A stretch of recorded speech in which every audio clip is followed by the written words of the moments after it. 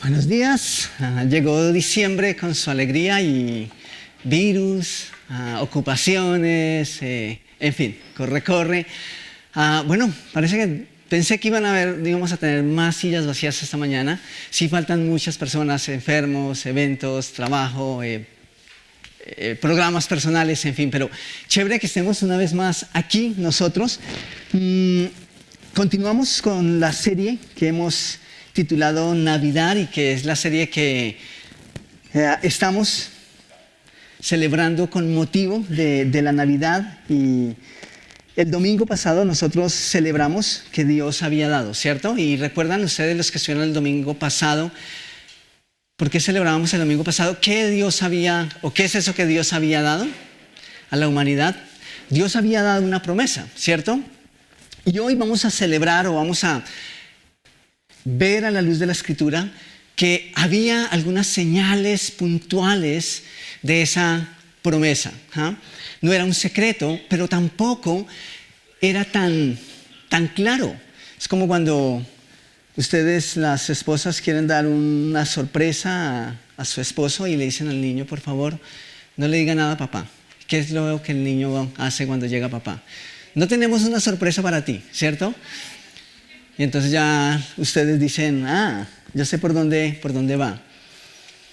Y a la luz de toda la Escritura, desde el mismo Génesis hasta cuando Jesús nace o toma forma humana, mejor, para ser más preciso en los términos, en esa cuna, en ese pesebre, esa noche de Belén, en Belén, hay un hilo conductor con un lujo de detalles acerca de quién era el Mesías y el cumplimiento de esa promesa. Y quiero retomar un pensamiento que pasamos rápidamente el domingo pasado, que tiene que ver con eso de que estaremos viendo esta mañana, pero el pensamiento es este: en las muchas promesas no necesariamente tenemos o encontramos certezas. Y ustedes dirán: bueno, es que Dios ha dado tantas promesas, y sí, creo que hay muchas promesas en la Escritura. Bueno, cuando se trata de Dios, sí, tenemos certezas en cada una de esas promesas. Pero humanamente hablando, ¿ustedes conocen personas que prometen mucho? ¿Sí? ¿Tienen personas que todo el tiempo están prometiendo: te lo prometo, te lo juro? Ok. ¿Ustedes dirían que esas personas son altamente confiables? Esas personas que todo el tiempo están prometiendo, ¿son personas altamente confiables?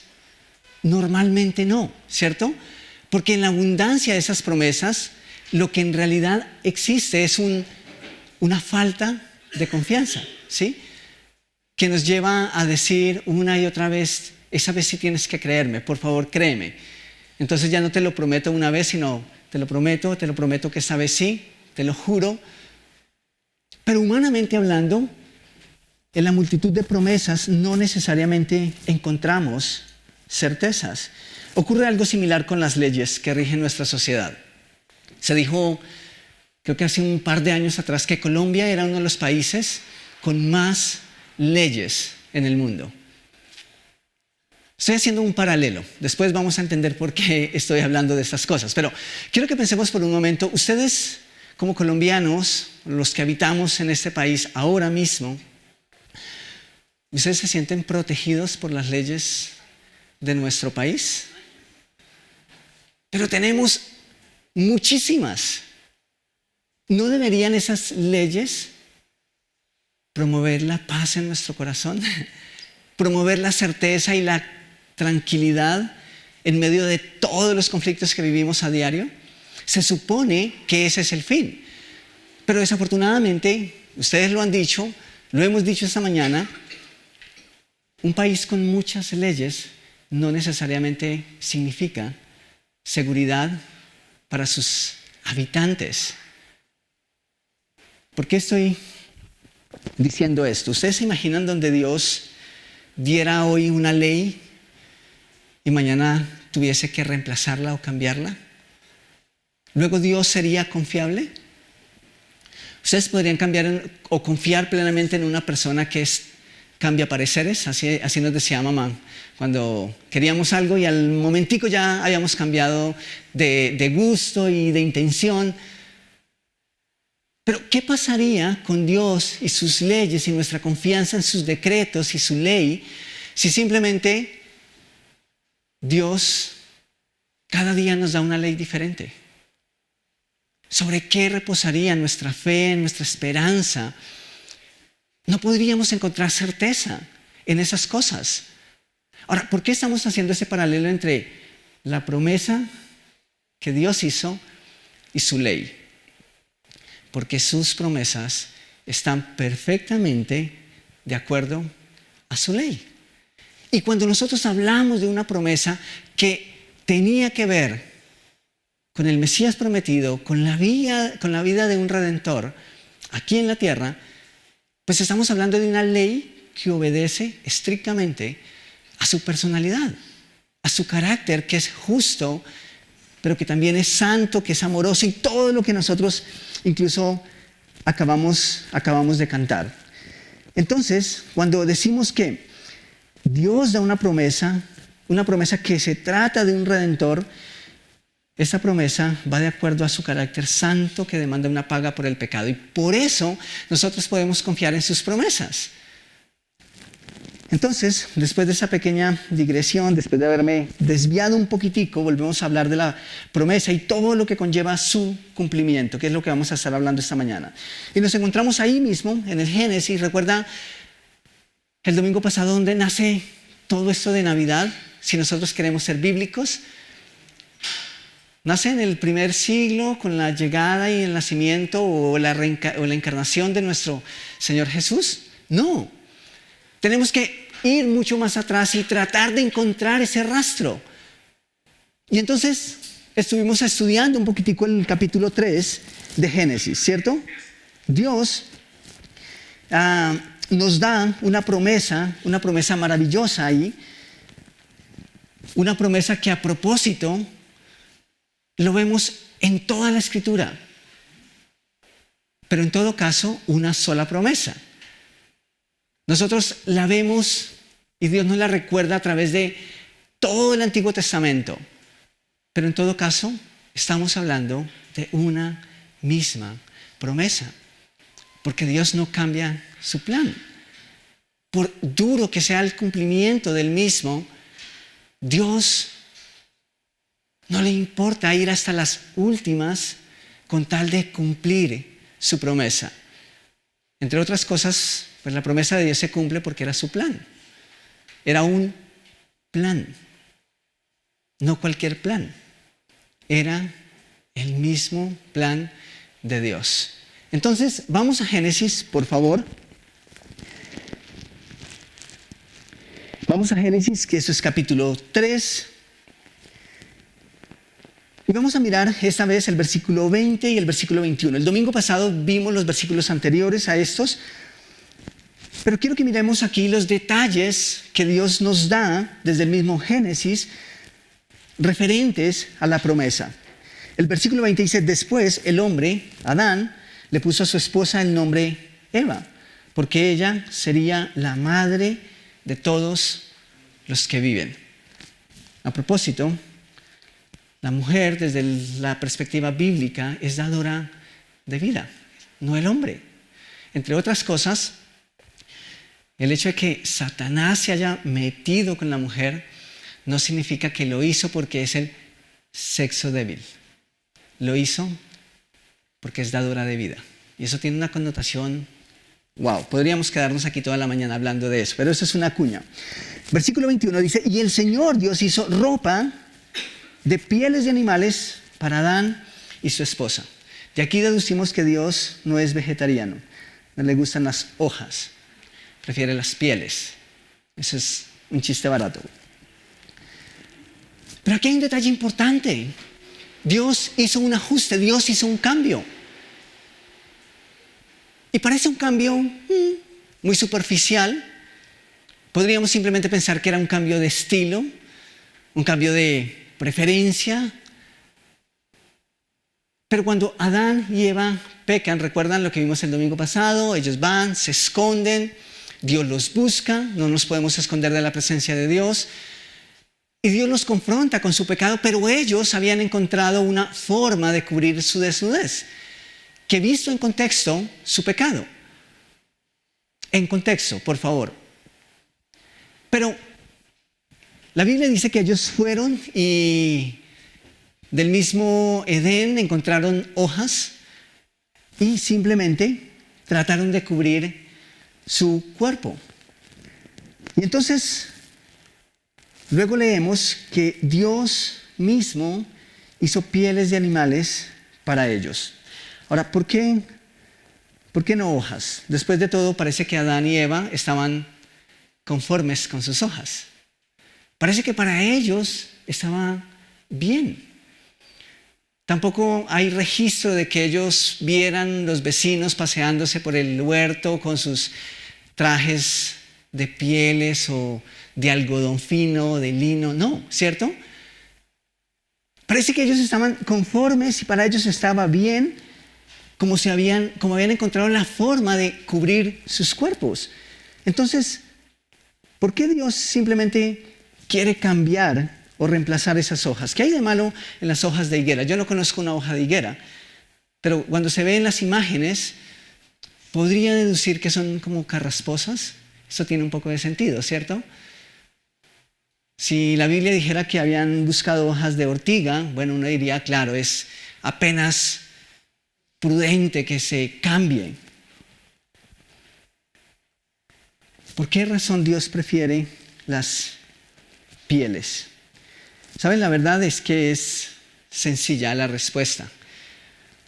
Porque las pieles son más resistentes, ¿cierto? Cubren mejor, protegen mejor, dan más calor y además se ven más chéveres, ¿cierto? Adán y Eva se iban a ver más bonitos, más cool. ¿Saben? Eso tiene sentido. Eso tiene mucho, mucho sentido. Podría ser parte de un simbolismo maravilloso ahí. Pero quiero que entendamos algo. El problema no eran las hojas. El problema era la fuente de la solución. El problema no eran las hojas. El problema era quién había provisto esa solución. Esta no era la solución que Dios había dado, sino la solución que propusieron en su recursividad, en la huida de su pecado, Adán y Eva. Para ellos lo inmediato, apenas se vieron descubiertos, apenas fueron tocados por el pecado, lo inmediato fue mirar a su entorno, ver estas hojas que parece que son hojitas grandes, y dijeron, pues estas son precisas, simplemente podemos cubrir nuestra desnudez con estas hojas. Pero ¿saben? Cuando Dios hace este ajuste, está revelando un detalle que traza de principio a fin la historia de la redención. Ahí mismo, en el Génesis, eso es lo que nosotros vemos a través de este ajuste que Dios hace. Aquí mismo se traza un hilo que es inquebrantable y que se extiende hasta la Nueva Jerusalén. Un hilo que no se quiebra y que tampoco se puede enredar. Porque aunque el enemigo quiso enredarlo, Dios no se enreda. Ahora, nosotros como seres humanos sí enredamos las cosas. El enemigo ha querido enredar y dañar ese plan de Dios desde el principio. Pero como estamos viendo, Dios, y como vimos el domingo pasado, antes que Adán y Eva pecaran y que nosotros pecáramos, Dios ya había provisto una solución para el pecado. A Dios no se le salen las cosas de las manos. Eso no dañó el plan de Dios. Porque ya había una cura para el pecado incluso antes que el pecado saliera a la luz. Entonces el mensaje implícito aquí, y digo implícito porque yo creo que ellos no lo lograron comprender, y vamos a notar que pasaron años, siglos, milenios, y parece que aunque había un lujo de detalles, todavía no era seguro quién era esa promesa y cómo se vería cumplida. Ahora, el mensaje aquí para ellos y para nosotros es: el pecado se trata a la forma de Dios.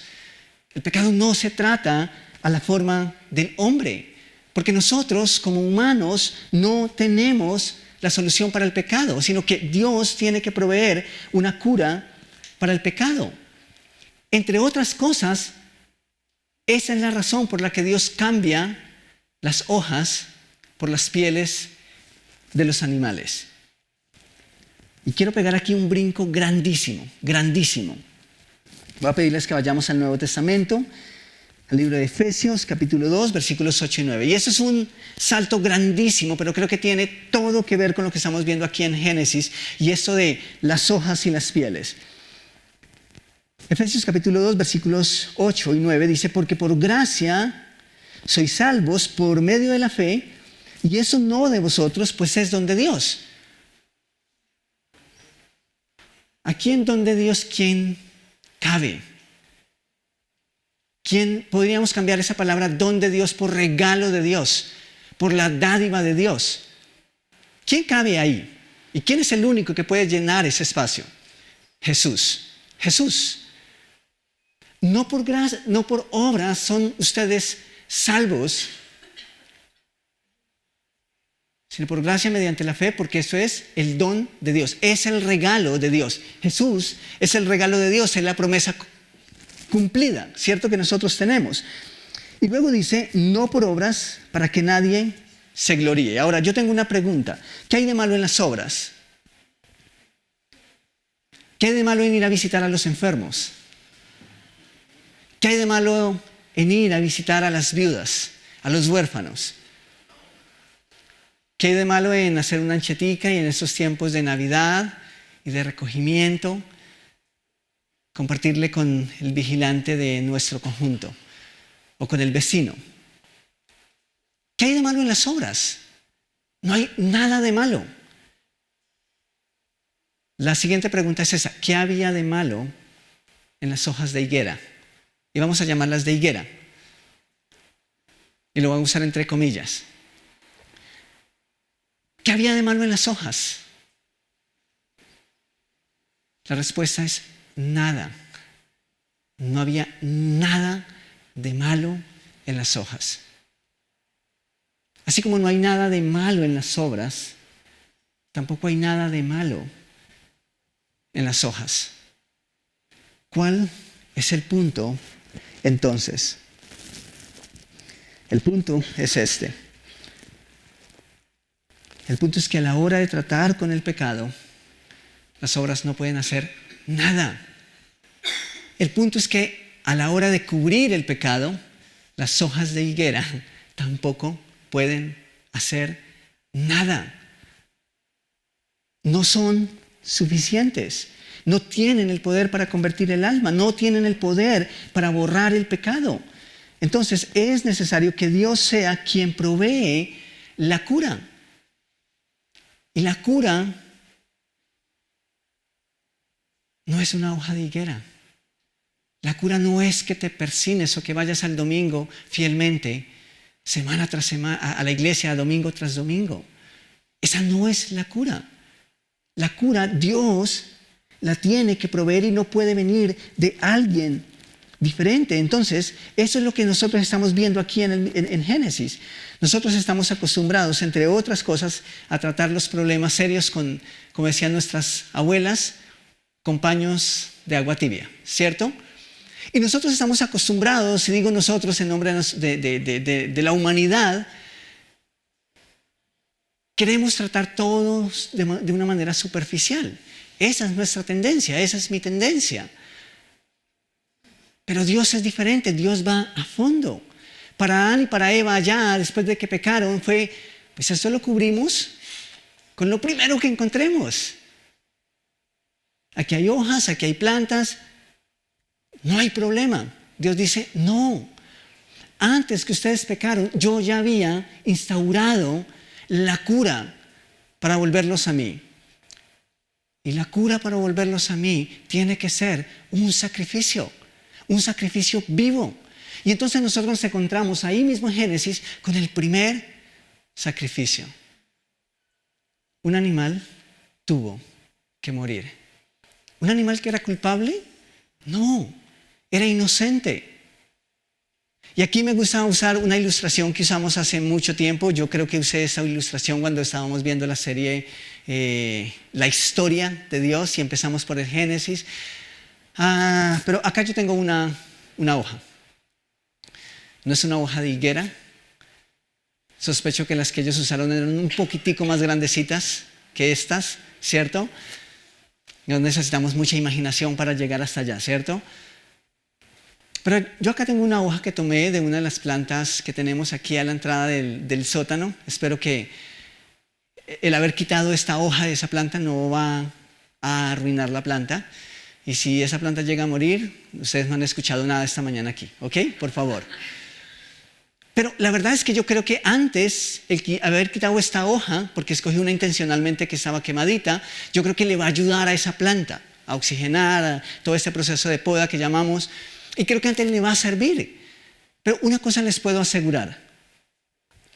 Y es que el hecho de que yo haya quitado esta hoja a esa planta no va a morir. Casi que les puedo asegurar en serio que se va a poner más bonita.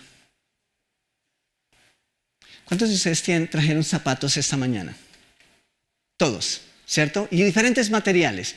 Algunos son de tela, otros son de un material sintético, otras veces es un mixto. Tal vez otros trajeron algún calzado de piel, de cuero, ¿cierto? Ok. ¿Ustedes saben lo que tuvo que pasar para que nuestros pies hoy estén calzados con cuero? Una persona simplemente se le ocurrió que podía retirar un poquitico de piel de la anca de esa vaquita. Dijo, yo creo que aquí es suficiente para un par de zapatos para el pastor. Y la vaquita siguió su vida como si nada pasara, ¿cierto? Hay una diferencia. Hay una diferencia enorme, enorme. Y la razón por la que Dios allá en el huerto les dice, no, esto no es suficiente. Porque ese no es el pago que mi santidad demanda por el pecado. Dios había instaurado que sin derramamiento de sangre, ¿qué pasa? No hay remisión de pecados. No hay perdón de pecados. Dios conocía toda la historia desde el principio. Así que el mensaje desde el Antiguo Testamento hasta el Génesis es uno solo y es el mismo. La cura para el pecado viene de Dios.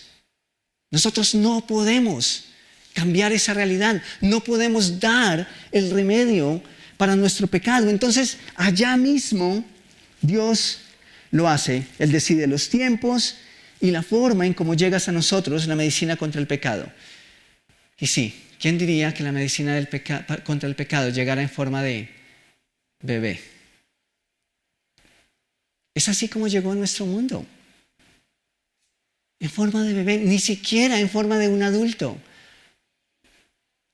De hecho, si hubiese llegado en forma de adulto, si de repente llega un hombre con autoridad, no un bebé que necesita que lo asistan, de pronto habría sido más fácil para la humanidad haber creído en esa promesa.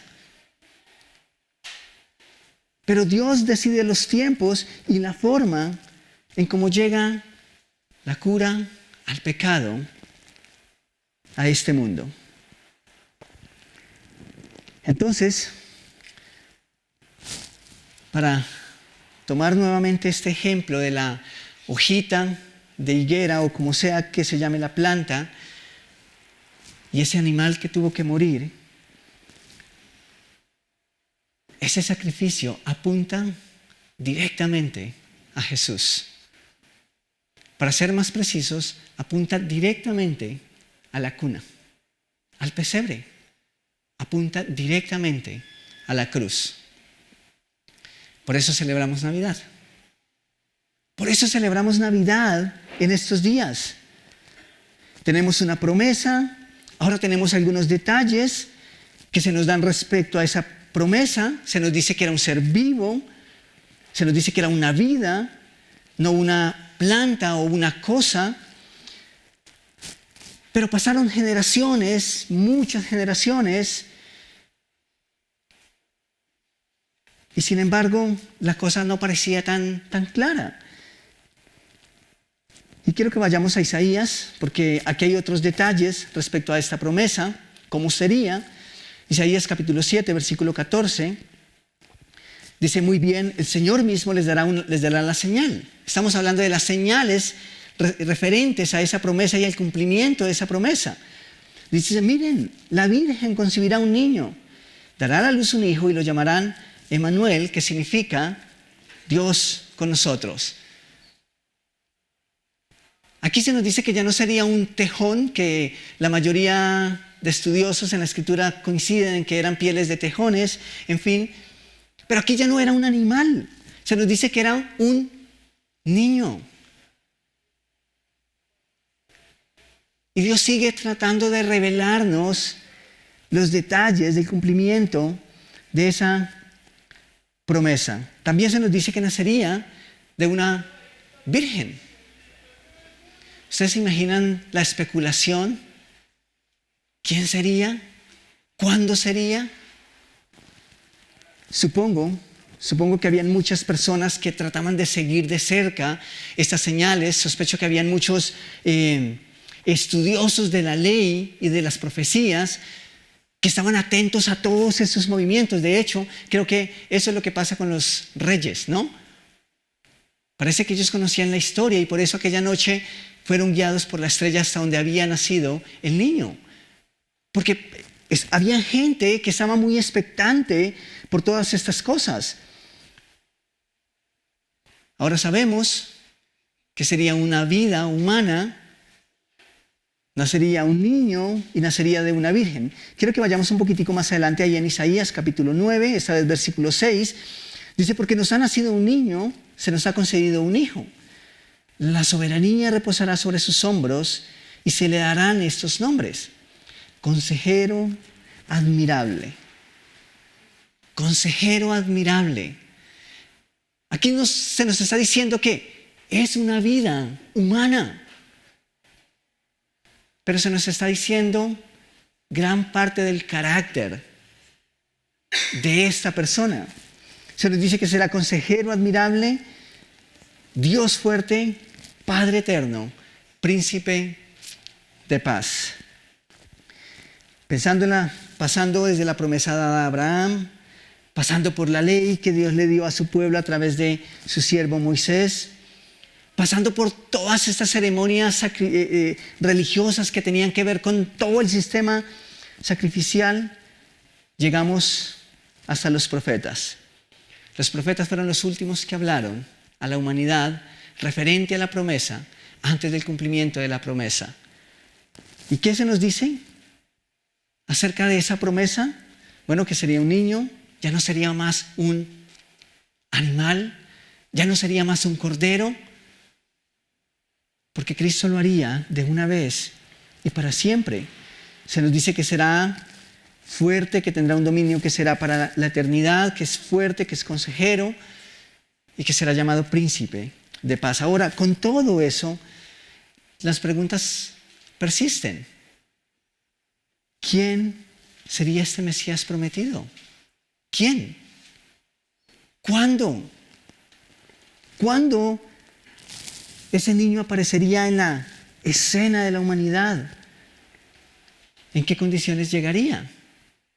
Esas eran preguntas que estaban ahí rondando en la mente humana, seguramente, no así en la mente y el plan de Dios, porque recordemos que eso era el plan de Dios y los tiempos de Dios habían llegado. ¿Cuándo se habían cumplido los tiempos? Primera noche de nuestra era o de nuestro tiempo después de Cristo. Cuando tuvo cumplimiento este evento que es universal y que nadie puede negar. María y José y María habían tenido un bebé.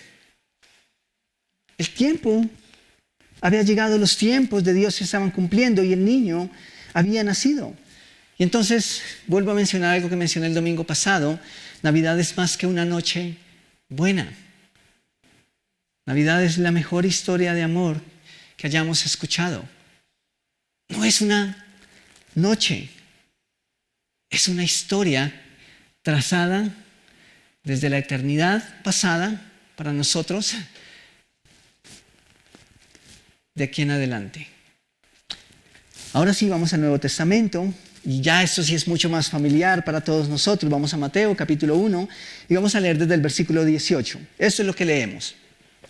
Este es el relato de cómo nació Jesús, el Mesías. Su madre, María, estaba comprometida para casarse con José, pero antes de que la boda se realizara, mientras todavía era virgen, quedó embarazada mediante el poder del Espíritu Santo. José, su prometido, era un hombre justo y no quiso avergonzarla en público. Por lo tanto, decidió romper el compromiso en privado. Mientras consideraba esta posibilidad, un ángel del Señor se le apareció en un sueño. José, hijo de David, le dijo el ángel: no tengas miedo de recibir a María por esposa, porque el niño que lleva dentro de ella fue concebido por el Espíritu Santo. Y tendrá un hijo y lo llamarás Jesús, porque él, ¿qué? Salvará a su pueblo, ¿de qué? De sus pecados. Esto puede lavar el pecado de la humanidad. Algunos dirían, bueno, si le pones 6 hierbitas más, el baño de las 7 hierbas, posiblemente. No, no puede. No es suficiente. Entonces, ¿por qué es que Jesús, en compañía de Dios Padre y Dios Espíritu Santo, antes de la fundación del mundo, trazan ese plan y escogen el precio que debe ser pagado? ¿Por qué es que celebramos Navidad? Porque había un plan de redención. No es otra cosa.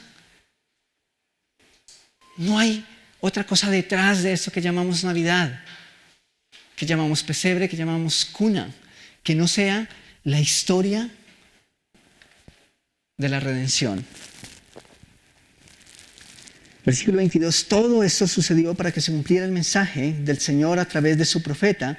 Miren, la Virgen concebirá un niño, dará a luz un hijo y lo llamarán Emmanuel, que significa Dios está con nosotros. Dios con nosotros. Un bebé en una cuna está con nosotros en medio de la creación. Ahora, nosotros no celebramos el nacimiento de Jesús, ¿cierto? ¿En qué sentido? No celebramos que entonces Jesús comenzó a existir desde aquella noche en el pesebre, ¿cierto? No lo hacemos porque es que Jesús ya existía. Y eso es importante que lo tengamos en cuenta. Jesús es eterno, ha existido desde siempre, no es creado, Él es el creador. Y si Él fuese creado, entonces creo que quien lo creó es Dios, no Él. Pero lo que nosotros celebramos es el día en que Dios se hizo hombre y tomó forma humana y se hizo un bebé y creció y fue uno con nosotros. ¿Y saben qué me parece maravilloso de esta historia? Que si bien es el centro y en esencia la historia de nuestra redención, también es la historia que Dios trazó para llevarse toda la gloria. Esto es único del cristianismo, entre otras cosas, porque Jesús no comparte su gloria con nadie. Entonces, esto es algo que comparte únicamente la fe cristiana. Ningún otro credo o religión pueden reclamar de su Dios lo que Cristo hizo por todos los que hemos creído en Él. No pueden hacerlo. Que Dios, Jesús, siendo Dios, se hizo uno con nosotros. ¿Para qué? Para salvarnos. Para salvarnos. Habitó un cuerpo mortal con el único propósito de morir. De hacer las veces de ese animal inocente que fue muerto allá en Génesis 3, ¿recuerdan? para cubrir la desnudez de Adán y Eva. Al igual que ese animal inocente dio su vida para proveer un vestido físico a Adán y a Eva, Jesús nacería en una cuna, crecería, sería un hombre, moriría en la cruz, no para proveernos un manto físico, sino para poner un manto de justicia sobre nuestra alma pecadora, sobre nuestro ser pecador. Eso es algo que solamente Él puede hacer. Nadie más. De hecho, los demás dioses no tienen que despojarse de su divinidad. Adivinen por qué. Porque no poseen ninguna divinidad. No son divinos. Pero nuestro Salvador lo hizo. Solamente hay un Dios real que hace cosas humanas. Un Dios hecho hombre, que es la verdadera historia de la Navidad. Por eso no nos quedamos celebrando el bebé, ¿cierto? Sino que adoramos al Dios que se hizo hombre y se sacrificó por nosotros. ¿Ustedes recuerdan las palabras del apóstol Juan? Perdón, este no era Juan el apóstol, este era Juan el Bautista. Pero ustedes recordarán las palabras de Juan y la misión de Juan. La misión de Juan fue introducir a Jesús en el mundo, ¿cierto? Y me encanta lo que Juan vio. ¿Saben por qué? Porque yo creo que Juan era una de esas personas que estaban expectantes por el cumplimiento de la promesa. Juan parece que había leído la Torá o la ley y conocía esta historia del Génesis de manera perfecta y la entendía. Y tal vez también conocía de igual manera las profecías referentes a este Mesías, a Jesús. Así que en Juan capítulo 1, versículo 29, escuchen lo que leemos. Al siguiente día vio Juan a Jesús que venía a él y dijo, ¿qué? He aquí al Cordero de Dios, que ¿qué hace? Sí. Que quita el pecado del mundo. Eso es una historia que nosotros no hubiésemos podido inventar. Solo Dios podía prometer algo como esto, porque tenía la capacidad y tiene la capacidad de cumplir sus promesas. Así que iglesia, hermanos, amigos, tenemos un Cordero. Tenemos al Mesías, tenemos al hombre perfecto, sin mancha.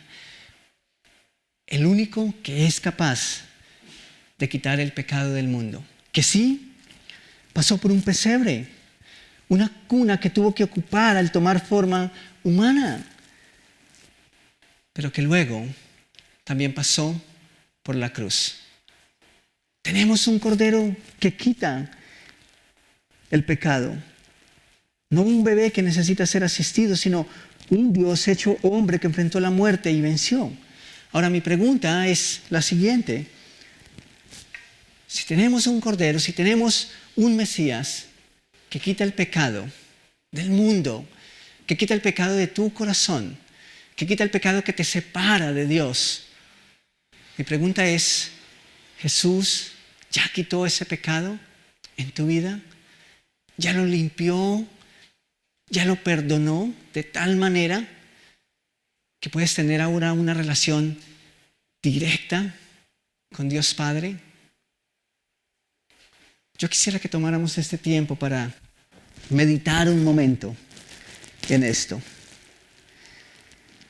Si tú estás aquí esta mañana y aún no has experimentado el perdón de Dios, la muerte redentora de Cristo que quita el pecado de tu corazón y de todos aquellos que creemos en Él, entonces es preciso que entiendas esto. La Biblia nos dice que a partir de Adán y el pecado de Adán, todos somos pecadores. No hay justo, ni aún uno, dice la Escritura. Pero la Escritura también dice que así como el pecado entró a todos los seres humanos por el pecado de Adán, Luego también por la muerte de uno inocente y perfecto. Entonces la salvación vino a todos los seres humanos. Si bien todos hemos pecado, también todos tenemos la oportunidad de arrepentirnos. Pero hay un detalle importante aquí. Aunque Dios le había dado una instrucción clara a Adán y a Eva de no comer de ese árbol, ni Dios ni la serpiente que representa al enemigo obligaron a Adán y a Eva a comer de ese fruto. ¿Por qué menciono esto? Porque aunque la ley y la oportunidad estaba ahí, no por el solo hecho de estar Adán y Eva ya eran pecadores. ¿Me hago entender? Ellos tuvieron que desobedecer para luego recibir el título y la condena de ser pecadores. Ahora, Cristo murió por toda la humanidad, por todos, pero no por el solo hecho de que Jesús murió en la cruz, entonces todos somos salvos. Hay una responsabilidad.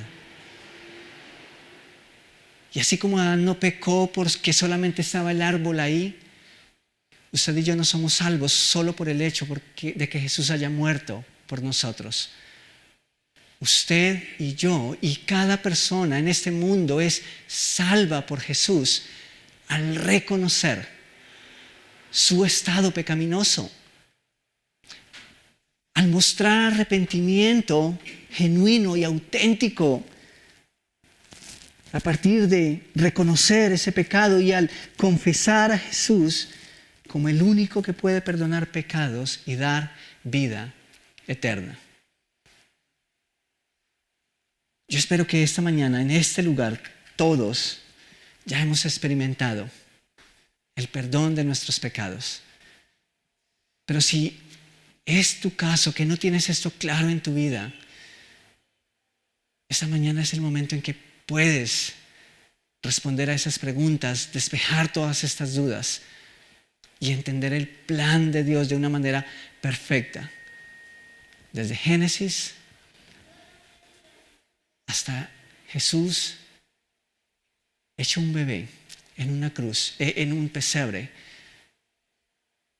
pero que se hizo de esa forma con el único propósito de morir en la cruz como nuestro único Salvador. Mi Señor, si hay alguien esta mañana en este lugar que no ha experimentado la salvación que solo tú puedes ofrecernos y el perdón que solo descansa en ti y en tu obra, yo te ruego, Señor, que tú inquietas ese corazón y que esta persona pueda entender este plan maravilloso, este plan de amor incomparable que tenía que ver con la salvación de nuestro ser, con la seguridad de una vida eterna junto a ti. Así que yo te ruego, Señor, que todas las personas que en algún momento puedan escuchar este mensaje, que entiendan que este es el mensaje de la Navidad, que no es una noche, que no es un mes, que no es un día, que es una historia, la historia de Dios y su creación, nuestra historia contigo, Señor. Gracias por el tiempo que nos has dado esta mañana. Gracias, Señor, por lo que sigue. Yo te ruego que estemos atentos a lo que tenemos más esta mañana y a lo que tenemos en lo que queda del año para sentirnos desafiados, pero también para sentirnos de una manera especial usados por ti. Gracias, Señor, por hablar a nuestros corazones una vez más. En tu precioso nombre, amén y amén. En Navidad es mejor entregar que recibir. Esto es de Inter rapidísimo, pero es una invitación a... Esa es la esencia de Navidad. Y nosotros conocemos la historia real, ¿no? Navidad es dar. Porque si celebramos Navidad es porque Dios ha dado, ¿no? Ha dado a un Salvador. Y hay tantas formas en las que como iglesia nosotros podemos replicar este mensaje y dar este mismo mensaje a tantas personas. Literalmente Jesús dijo, porque hay más gozo en dar que en recibir, ¿cierto? Y Jesús hizo vivo, le dio vida. Él encarnó ese mensaje. Él lo vivió y nosotros también podemos hacerlo. Así que, como esta serie la hemos llamado Navidad o Navidad, que es lo mismo, hemos querido desafiarles o invitarles a que hagamos práctico el mensaje de esta serie. Ahora, ¿cómo lo haríamos práctico o real si el título de la serie es Navidad? Dando. Sí, díganlo. Dando, sí. Ajá. Y yo sé que de hecho estamos pensando en muchas cosas que van a demandar un esfuerzo económico de nosotros en este mes de diciembre, porque ahora Moisés viene a explicarles un poquitico cómo va a funcionar el banquete este año y estas cosas que nos gusta hacer, pero queremos dejarles una invitación muy, muy especial a partir de dar. Seamos dadivosos en esta Navidad, hagamos lo que Dios hizo. ¿Cómo lo podemos hacer? A través de un pequeño obsequio, un regalo a un niño que no tiene un regalo esta Navidad. Voy a contarles muy, muy rápidamente. Hay una organización, lleva varias décadas aquí en Colombia, llama Misincol, que es Misiones Indígenas en Colombia. Ellos están enfocados solamente en la evangelización de la población indígena en Colombia, solamente en Colombia, y la verdad hacen un trabajo maravilloso. La semana pasada tuvimos un momento en donde pudimos escuchar y lograr entender un poco de lo que están haciendo. Y de todas esas etnias que tenemos en nuestro país, que son muchísimas, hay una en Pastos, creo que así se llama la etnia, Pastos, en Pasto, Nariño, que han tenido ya mucha inmersión en la población. Digamos, de hecho, muchos de estos niños van al colegio, donde van los chicos de la población también. Es decir, ellos no están completamente apartados ya, como sí están otras etnias. Así que, hablando con una de las personas que está enfrente de este proyecto, ellos nos dicen que esta comunidad en Pasto todavía no tienen regalos para ellos. Y dijimos, ¿y por qué no lo hacemos nosotros como iglesia? ¿Por qué no nos ponemos en la meta de reunir 20 obsequios? Solo son 20 obsequios. Si son más, perfecto. Pero que la meta inicial sea, vamos a recoger como iglesia 20 obsequios. 20 regalos para niño, para niña. Consideramos que tener un estimado entre 20 y 30 mil pesos es algo con lo que se puede conseguir algo bonito, digno, pero que tampoco represente, porque sabemos también las condiciones, ¿no? Sabemos que es difícil.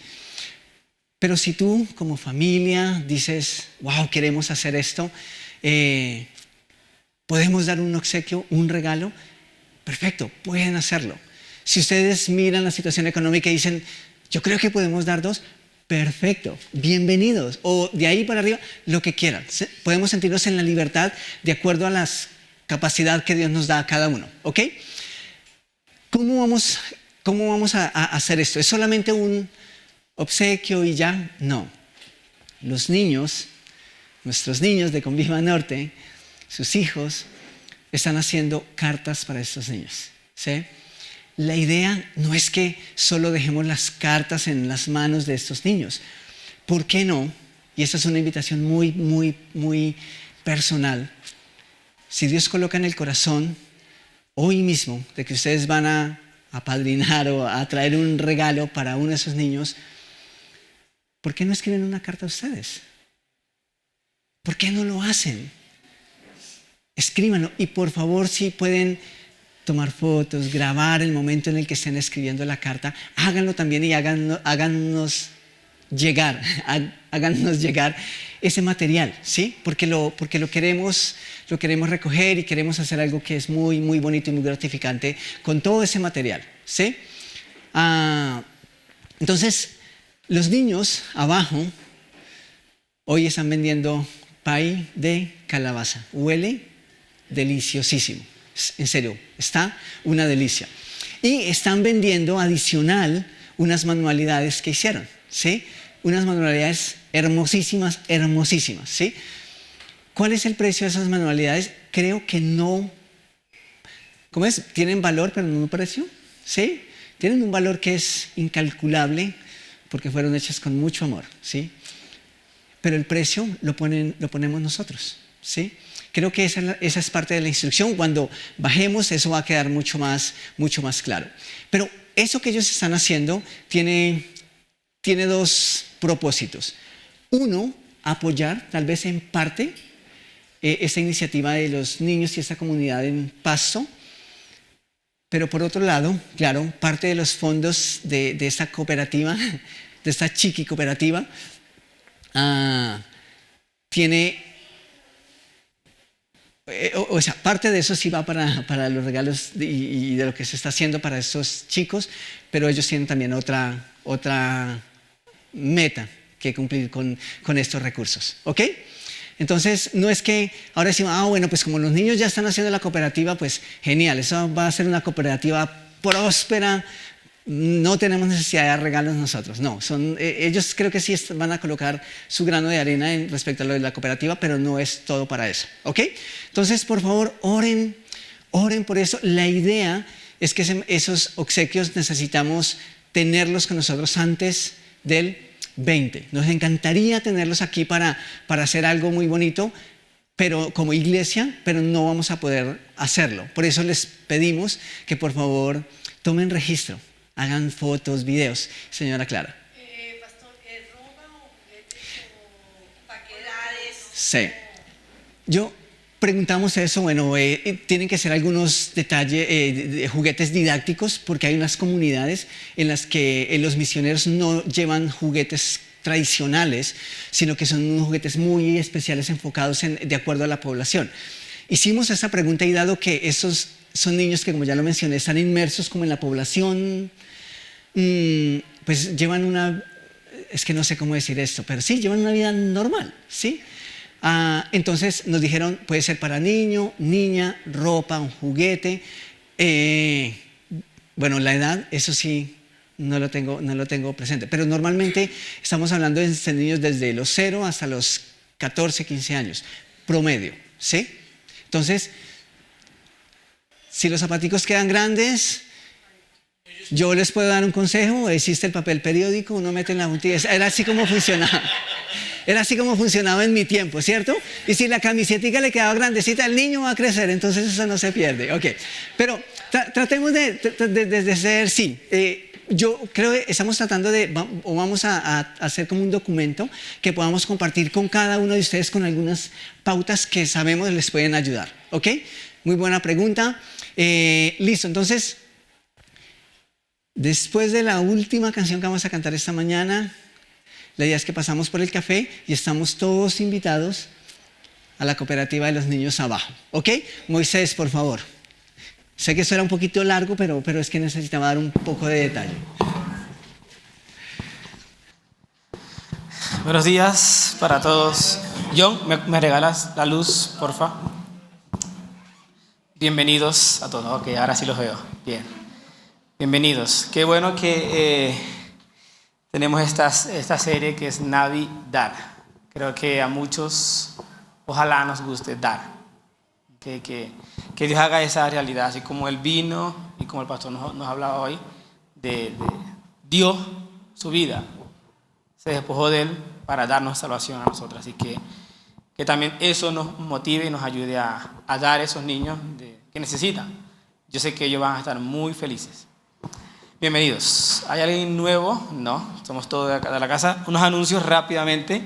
Tenemos la conversación, ya estamos terminando el año, pero no significa entonces que ya se acabó la conversación. No, eso igual sigue, eso es algo de todo el año. Así que para los que ya nos han mencionado, sabemos de casos que ya comenzaron, como he dicho antes. Hay otros que están en proceso y que no han comenzado por diferentes razones y está bien, pero los que todavía no, ya saben que se pueden programar. Damos gracias a Dios también por esto. Estemos orando porque necesitamos que Dios nos también bendiga de manera económica como iglesia. Hemos hecho todo lo que ha estado a nuestro alcance, pero aún así ha sido un poco difícil y es importante que ustedes lo sepan. No porque ustedes no hayan dado, no, sino porque ha sido difícil. Tenemos que orar a Dios para que nos ayude a poder no solo cumplir, sino a que Él, en su misericordia, amor, provisión, nos provea para eso. Y gracias por eso. Otras cosas, el próximo domingo 15 tenemos la Cena del Señor, para que sepan y vengan preparados, por favor. El domingo 22 tenemos nuestro banquete o almuerzo, porque este año no va a ser en la noche por diferentes razones, entonces va a ser a la hora normal como de servicio. Llegamos a las 10, a la hora normal, y vamos a tener un almuerzo. Va a ser un plato muy bueno, no le voy a decir para que queden con la curiosidad. No es nada venezolano, ¿ok? Es otra cosa diferente, ¿ok? Sí, sí. Entonces, es algo que ni siquiera es de nosotros como venezolanos o colombianos, es otra cosa de otro lado, creo. En fin, el punto es que va a ser algo muy bueno. La idea es que son 10,000 por persona, ¿ok? Como siempre decimos, obviamente esa es la cuota mínima. Y no aquí motivar a que no, sino que entendemos que es mínimo y un plato normalmente no vale 10,000 pesos. Pero no significa que tienen que dar más. Si Dios lo pone en su corazón, ya eso queda aparte de ustedes. ¿Okay? Pero para que sepan, son 10,000 por persona, no por familia. ¿Okay? Muy importante, menos Alejandro, porque Alejandro sí no me da cuenta. Toca ahí. Entonces, para que sepan, ¿okay? 10,000 por familia. La idea es que se lo entreguen al equipo al equipo de bienvenida o al Nequi del pastor, que allá está la hojita que ustedes pueden escanear sin ningún problema y pueden hacer el pago, pero es importante notificar si es por Nequi porque pues no sabemos, por favor.